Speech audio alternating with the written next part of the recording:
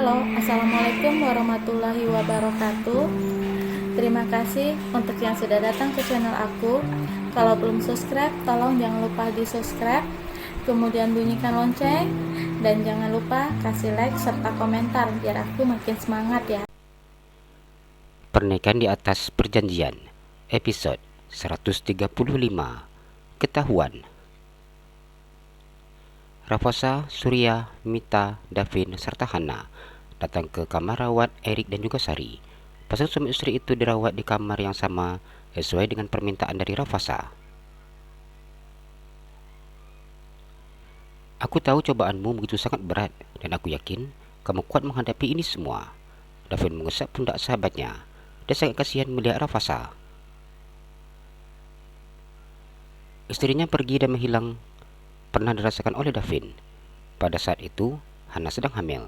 Meskipun hanya hilang beberapa hari, namun sudah berhasil membuat Davin seperti orang gila. Karena itu, dia bisa merasakan perasaan Raffasa saat ini. Apalagi, cinta menghilang sudah lebih dari 1 bulan. Raffasa tersenyum kecil mendengar perkataan dari sahabatnya. Jika tidak mengingat istrinya pergi dalam keadaan hamil, mungkin dia sudah jadi orang gila. Namun Raffasa tidak boleh kehilangan kewarasan karena harus menemukan istri dan juga calon anaknya. Semua ini memang salahnya. Dua Raffasa cinta buta terhadap Karin hingga otaknya pun menjadi bodoh. Dengan batunya menuruti semua perintah wanita gila itu. Kau sudah tahu kan supaya dari anak yang dikandung mantanmu itu? Tanya Davin. Iya, jawab Raffasa. Kau tidak membenci Jack atas perbuatannya? Tanya Davin. Davin tidak menyangka Jack bahkan begitu sangat dekat, bahkan sering melakukan hubungan suami istri terhadap Karin. Perbuatan yang mana? Tanya Raffasa. Mengambil mantan kasihmu lah, jelas Davin. Aku tidak marah untuk hal itu, karena dia melakukannya setelah aku tidak ada hubungan dengan Karin.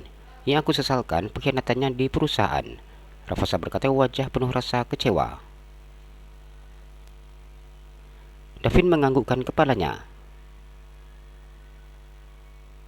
Aku tidak menyangka jika dia sanggup korupsi di perusahaanmu.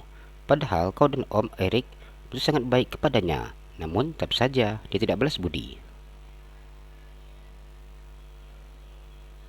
Kedua pria berwajah tampan itu sedang berbincang-bincang di balkon kamar rawat Sari dan Erik. Raffasa memandang ke arah jalan ibu kota yang begitu sangat padat. Dia kembali menghisap nikotin yang sudah dibakarnya sejak tadi.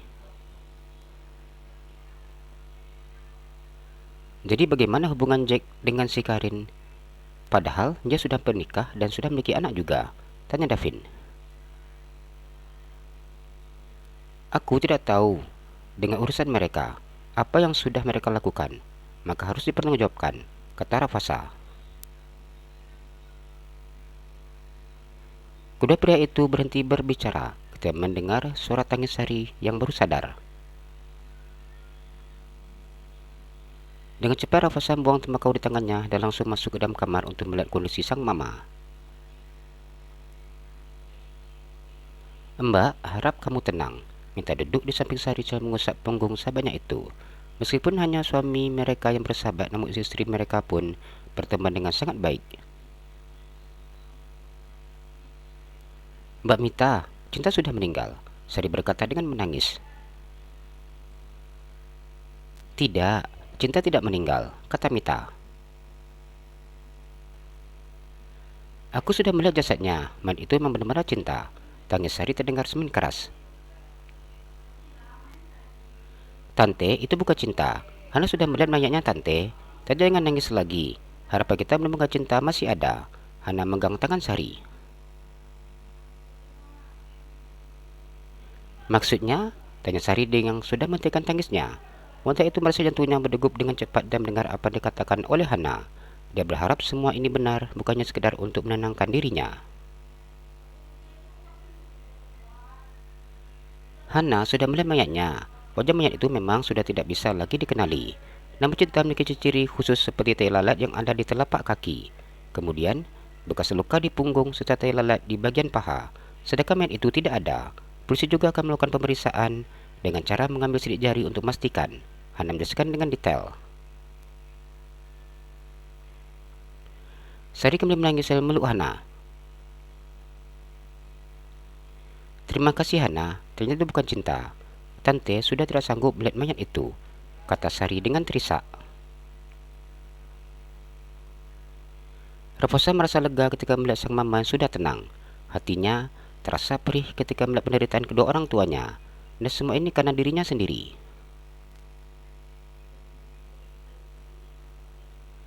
Saya terdiam ketika melihat sang mama duduk di tepi tempat tidur. Wajah wanita itu tampak begitu sangat marah ketika Cahaya baru saja pulang. Mama lagi apa? Tanya Cahaya.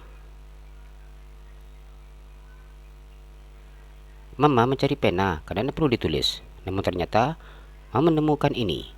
Maya menunjukkan alat tes kehamilan yang disimpan oleh putrinya. Wajah Cahaya memucat ketika melihat alat tes kehamilan miliknya. Jelaskan, ini apa maksudnya Cahaya? Wajah itu tampak masih menahan emosinya, karena berharap alat itu bukanlah milik putri kesayangannya. Ini punya siapa? Maya kembali bertanya ketika Cahaya hanya diam. Beberapa minggu ini, kamu yang selalu muntah-muntah dan mengatakan masuk angin. Apa sebenarnya bukan masuk angin? Wajah itu bertanya dengan tangan gemetar.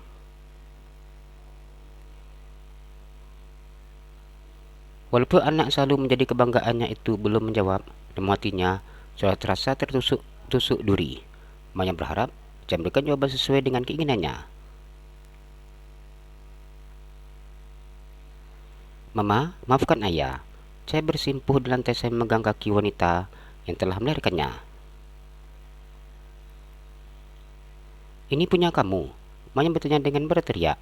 Apa dilihatnya saat ini tidak bisa dipercayainya. Apalagi Cahaya tidak pernah dekat dengan pria manapun. Lalu, bagaimana Cahaya bisa hamil? Ini menjadi pertanyaan untuk Maya. Cahaya tidak menjawab, dan yang menangis saya meluk kaki sang mama. Ada apa ini? Tanya Bambang. Bambang yang meminta istrinya untuk mengambil pena mendengar suara keributan dari kamar putri kesayangannya. Hal ini yang membuat pria itu datang ke kamar Cahaya. Katakan Cahaya, ini punya kamu. Apa kamu hamil? Wajah itu tidak menjawab pertanyaan dari suaminya. Dia masih terus mendesak jawaban dari Cahaya. Mama, ini ada apa? Bambang memandang Maya dengan bingung.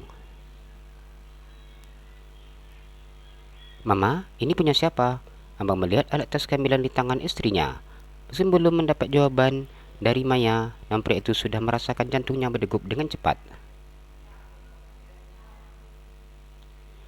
Cahaya, ini punya siapa?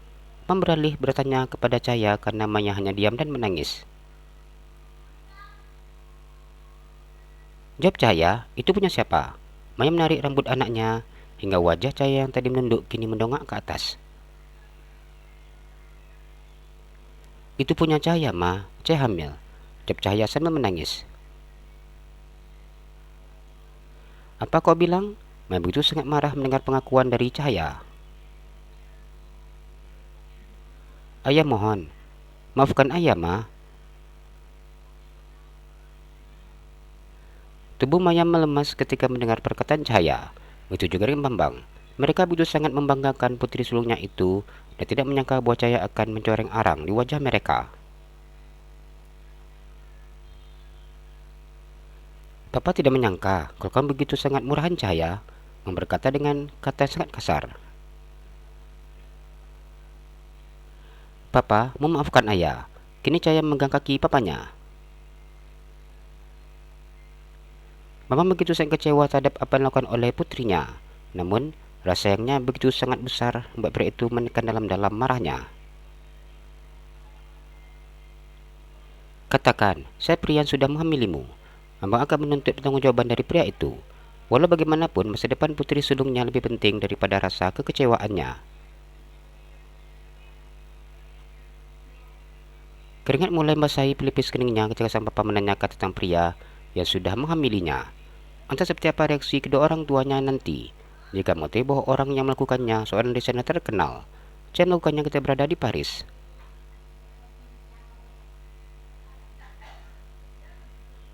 Saya tahu perempuan itu akan membuat kedua orang tuanya semakin terluka. Bagaimana mungkin dia bisa melakukan hal itu kepada pria yang baru saja dia kenal? Dan jika kedua orang tuanya menuntut pertanggungjawaban, bagaimana cara mereka untuk mencari pria itu? Katakan saya, Amang berteriak ketika sang putri tidak menjawab pertanyaannya. Jalan-jalan ke Pekanbaru, jangan lupa beli sepatu. Kalau kamu suka channel aku, please subscribe aku. Terima kasih.